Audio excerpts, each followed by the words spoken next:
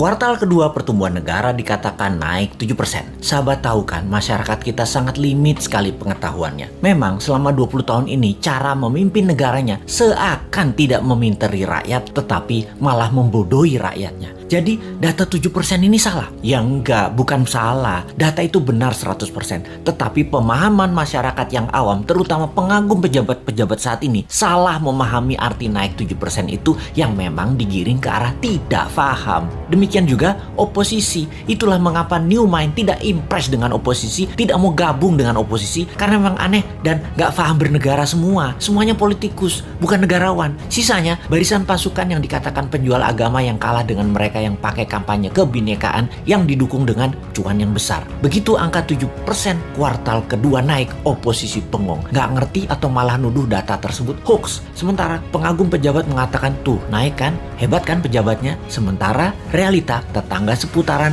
dan orang jauh sebelum PPKM sudah berat ekonominya. Sekarang lebih gak muter lagi, nambah sekarat, butuh oksigen. Kok gak ada yang naik? Begini melihatnya. Biar makin paham bahwa New Mind mencoba memberikan pemahaman cara cerdas bernegara. Naik 7% itu year on year. Paham? Nggak peduli. Gini kita ilustrasikan. Tahun lalu minusnya 1,9%. Tahun ini minusnya 1,7%. Naik dari minus 1,9% ke 1,7% itu naik sekian persen. Betul kan? Ya betul, naiknya begitu kira-kira. Bukan dari 1,9 minusnya total lompat plus 7%. Ya bukan begitu. Jadi data tidak salah. Cuman demi populerisme. Kayak artis gitu deh. Nggak boleh terlihat jelek. Jadi diambillah mengemasnya dari sisi positif. Itu tidak salah. Yang salah adalah pemahaman banyak orang yang terus dipolitisasi. Mangkel deh 20 tahun ini gak dewasa-dewasa juga bernegaranya. Lebih mangkel lagi, kenapa setiap masalah pejabat yang ditugaskan dia lagi.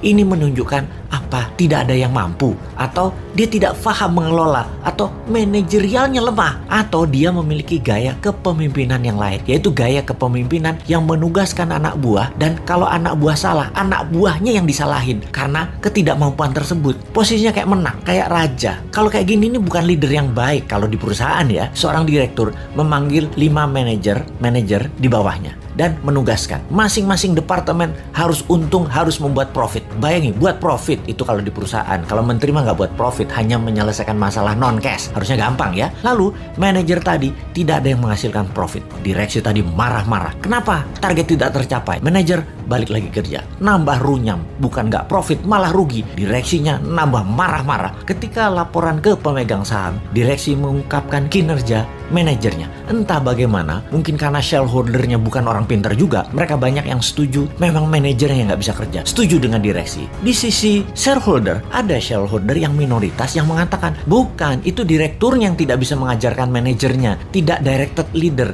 tidak berpengalaman bisnis multinasional. Memang dia yang tidak mampu.